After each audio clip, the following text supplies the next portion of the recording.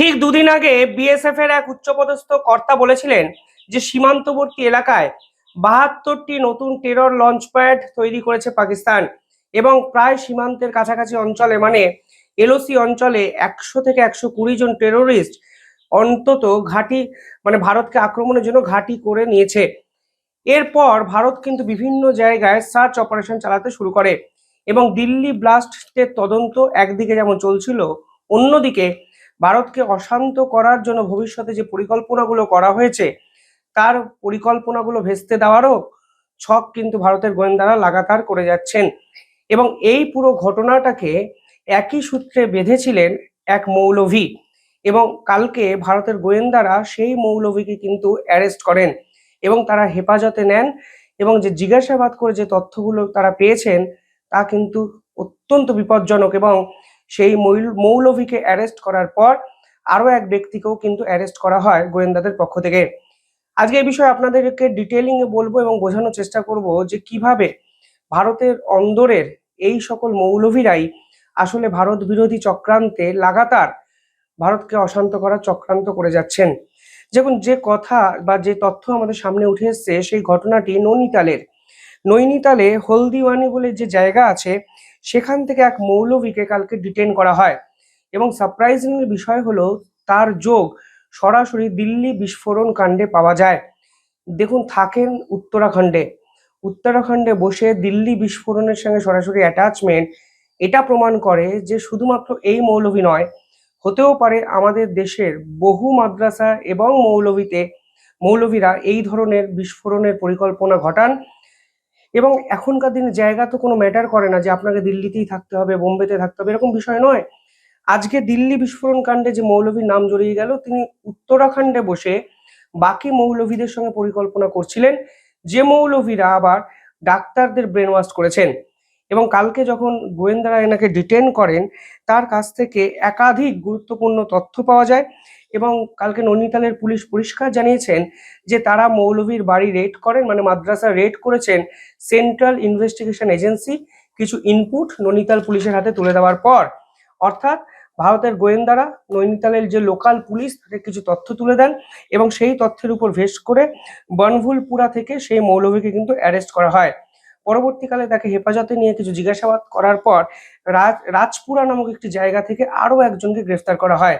এবং সব মিলিয়ে যে প্রবণতাটা কালকে তৈরি হলো তাতে একটা জিনিস পরিষ্কার যে ভারতের অন্দরের শত্রুরা কিন্তু জেগে উঠেছে। আপনি যদি ভারতের অন্দরের শত্রুদের চিনতে না পারেন তাহলে বাহ্যিক শক্তিগুলোকে নিয়েও ভেবে আলটিমেটলি আপনি মাথায় নষ্ট করবেন, কারণ দেশের ভিতরে বসে দেশবিরোধী চক্রান্ত করে দেশকে যারা নষ্ট করছে তাদের সকলের আগে এই বিশ্ব থেকে, এই পৃথিবী থেকে, এই ভারত ছেড়ে ভারত থেকে কিন্তু নির্দিষ্ট জায়গায় পাঠিয়ে দেওয়া উচিত বলে আমার মনে হয়। পাশাপাশি কালকে এই ঘটনার পাশাপাশি কালকে জামাতের একাধিক অফিসে দুর্ধর্ষ অভিযান কিন্তু ভারতের গোয়েন্দারা চালালেন এবং সেখান থেকেও তারা যে তথ্য গ্যাদার করলেন। পাশাপাশি যদি দুটো ঘটনাকে রাখেন তাহলে দেখবেন কেন আমি বারবার দেশের অন্দরের শত্রুকে নিয়ে এত কথা আপনাদের জন্য ব্যয় করছি। কারণ ভারতের সেনাবাহিনী পাকিস্তান, চীন, আমেরিকা এদের সঙ্গে তো মাথা উঁচু করে লড়াই করতে পারবে, কিন্তু দেশের ভিতরে বসে ভারতীয় নাগরিক হয়ে ভারতের পাসপোর্ট হোল্ডার হয়ে যেভাবে যেভাবে ভারত বিরোধী চক্রান্ত এরা করে, এদের সমূলে উৎপাটন করা আগে প্রয়োজন। কালকে অন্তত 20 থেকে 25টা জায়গায় রেড চালানো হয় গোয়েন্দাদের পক্ষ থেকে। কাশ্মীরের শ্রীনগর, বালগাম, পুলামা, কুলগাঁও, সুফিয়ান, অনন্তনগর, এই পার্টিকুলার জায়গায় জামাতি ইসলামের যে হেড অফিসগুলো আছে সেখানে কিন্তু রেড করা হয়। এবং এই জামাতি ইসলাম অ্যাক্টিভলি টেরর ফান্ডিং থেকে শুরু করে যেভাবে টেরোরিস্টদের শেল্টার দেয় সেটাই এখন সব থেকে বড় চিন্তার কারণ। এই জামাতে ইসলাম নামক সংগঠনটিকে কিন্তু 2019 সালে 5 বছরের জন্য নিষিদ্ধ করা হয়। 2024-এ এসে ফের তাদের কিন্তু আরো একবার নিষিদ্ধ ঘোষণা করে দেওয়া হয়। ইম্পর্টেন্ট যেটা বিষয় তা হলো জামাতে ইসলাম কিন্তু অ্যাক্টিভলি ফোকাস পয়েন্টে আসে না, অর্থাৎ সামনে এসে ভারতকে অশান্ত করার জন্য যে অ্যাক্টিভিটি করা দরকার তা কিন্তু করে না, কিন্তু তারা কিন্তু পুরো ঘটনার আড়ালে থেকে পুরোটার প্ল্যান প্রোগ্রাম করে। এই জামাতে ইসলাম নামক সংগঠনটি তৈরি হয়েছিল 1941 সালে। সে সময় ব্রিটিশ ইন্ডিয়ায় এই সংগঠনটিকে তৈরি করেছিলেন ইসলামিক অথর সৈয়দ আব্দুল আলা। এবং পরবর্তীকালে দেশভাগের পর 1947 সালে জামাতে ইসলাম পাকিস্তানি, জামাতে ইসলাম হিন্দুস্তান, এই দুটো সংগঠন কিন্তু তৈরি হয়। এবার এখন পুলিশ দেখতে পাচ্ছে যে জামাতে ইসলাম কিভাবে টেরোরিস্ট ফান্ডিং এর পাশাপাশি গ্রাউন্ড লেভেল সাপোর্ট দিচ্ছে এই পাকিস্তানের জঙ্গিদের। এরা ফোকাসে আসছে না, এরা সরকারের খাতায় নিষিদ্ধ একটি সংগঠন, কোনো অ্যাক্টিভিটি নেই, অর্থাৎ সবাই ভাবছে এই সংগঠন ম্রিয়মাণ হয়ে গেছে। কিন্তু আসলে ধর্ম প্রচারের নাম করে এরা নতুন নতুন জিহাদি তৈরি করছে। আসলে এরা দেশের যুবক সম্প্রদায়ের ব্রেন ওয়াশ করছে এবং আলটিমেটলি এই যুবক সম্প্রদায়ের ব্রেন ওয়াশ করে একাধিক জঙ্গি সংগঠন এদেরকে সাপ্লাই করছে, তা কিন্তু গোয়েন্দারা বুঝে গেছেন। এবং দিল্লি ব্লাস্ট থেকে শুরু করে আমাদের দেশের বিপক্ষে যত ষড়যন্ত্র হয়, তত দেখবেন আপনারা এই জামাতে ইসলাম নামক সংগঠনের নাম কিন্তু জড়িয়ে যায় গ্রাউন্ড লেভেল অপারেটিভ সরবরাহ করার কাজে। এবং কালকে কিন্তু ভারতের গোয়েন্দারা একাধিক জায়গায় জামাতে ইসলামের বিভিন্ন অফিস, এদের সঙ্গে জড়িত একাধিক অপারেটর, সবার বাড়ি কিন্তু রেড করলেন। যে তথ্য উঠে আসছে সেখানে পাশাপাশি এটাও বলা হচ্ছে যে কালকে জামিয়া ইসলামী ইনস্টিটিউট, সেখানেও কিন্তু নৈনিতালে রেড করা হয়েছে এবং সেই রেডটি কিন্তু করা হয় এক্সিকিউটিভ ম্যাজিস্ট্রেটের মানে ম্যাজিস্ট্রেটের প্রেজেন্সে। কেন এক্সিকিউটিভ ম্যাজিস্ট্রেট, এ বিষয়ে একটু কথা বলা প্রয়োজন আছে এবং সেটা ইম্পর্টেন্ট বিষয়। দেখুন, ধর্ম প্রচারের জন্য ব্যবহার করা এই সকল মাদ্রাসা, এই যে মৌলভী, এদের না একটা হিউজ ফ্যান ফলোয়ার আছে। এরা কিন্তু সাধারণ মানুষকে, মানে মুসলিমের ধর্মপ্রাণ যে মানুষ আছেন তাদেরকে ধর্মীয় মেরুকরণে একটা সমষ্টিগত একটা জায়গায় নিয়ে যেতে পেরেছেন।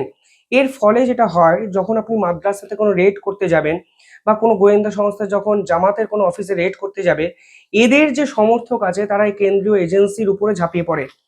এতে কেন্দ্রীয় এজেন্সি শুধু কাজ করতে পারে না সেটা নয়, এটা কিন্তু কেন্দ্রীয় এজেন্সির উপর এই আঘাত আসলে তাদের প্রাণ হত্যার দিকেও কিন্তু একটা সংশয় তৈরি করে। ফলে এক্সিকিউটিভ ম্যাজিস্ট্রেটকে রাখা মানে আপনি পুরো আইনত প্রক্রিয়াটি সম্পূর্ণ করলেন। সেই জন্যই কালে পুরো প্রসেসটি এক্সিকিউটিভ ম্যাজিস্ট্রেটের সামনে দাঁড়িয়ে কিন্তু হয়েছে। এবং জামিয়া ইনস্টিটিউট, যেখানে কথা আমি এতক্ষণ ধরে বললাম, সেখানে রেড করে ইলেকট্রনিক ডিভাইস, একাধিক ল্যাপটপ, একাধিক ডেস্কটপ, সিপিইউস, সমস্ত কিছু পাওয়া গেছে যাদের সঙ্গে পাকিস্তান যোগ স্পষ্ট হয়ে উঠেছে। এবং বড়সড় পরিকল্পনার যে চেষ্টা এই মৌলভী করছিলেন এবং জামাতের সঙ্গে মিলে এই মৌলভী যে একত্রে দিল্লি বিস্ফোরণের মতো বড়সড় পরিকল্পনা করছিলেন, তা কিন্তু কালকে গোয়েন্দা দপ্তরের আধিকারিকরা বুঝে গেছেন। এদের টার্গেট কিন্তু 6ই ডিসেম্বর। মনে রাখবেন, 6ই ডিসেম্বর কিন্তু বাবরি মসজিদ ধ্বংসের দিন এবং এই দিনটিকে কোথায় খুঁজে পাওয়া গেছিল? দিল্লি বিস্ফোরণ কাণ্ডের প্রধান যে অভিযুক্ত, তার ডায়েরিতে কিন্তু এই দিনটি নোট করা ছিল। মানে তারা স্বপ্ন দেখেছিল, যেহেতু তারা দিওয়ালিতে ভারতকে অশান্ত করতে পারেনি, তাই তারা 6ই ডিসেম্বর ডেটটাকে মার্ক করবে এবং 6ই ডিসেম্বর মানে আজ থেকে দুদিন পর ভারতবর্ষকে অশান্ত করার পরিকল্পনা এই ষড়যন্ত্রকারীরা করেছিল। এখন ভারতের গোয়েন্দারা চাইছেন 6ই ডিসেম্বর তো দূরের কথা, আগামী 6টা জনমেও যেন তারা এই ধরনের পরিকল্পনা করতে না পারে। তবে 6ই ডিসেম্বরের আগে এই গোয়েন্দা তৎপরতা নিঃসন্দেহে এটা প্রমাণ করে যে আসিম মুনির কিংবা পাকিস্তানের বড় সড় ষড়যন্ত্র কোনোভাবেই ভারতে আর মাথাচাড়া দিয়ে জাগতে পারবেন না। কারণ মৌলভী বলুন, মাদ্রাসা বলুন, জামাত ইসলামী বলুন, সমস্ত জায়গায় ভারতের গোয়েন্দারা রীতিমতো বুলডোজার চালিয়ে দিচ্ছে। যাই হোক, কমেন্টে জানাবেন কিভাবে দেখছেন পুরো বিষয়টি। ধন্যবাদ।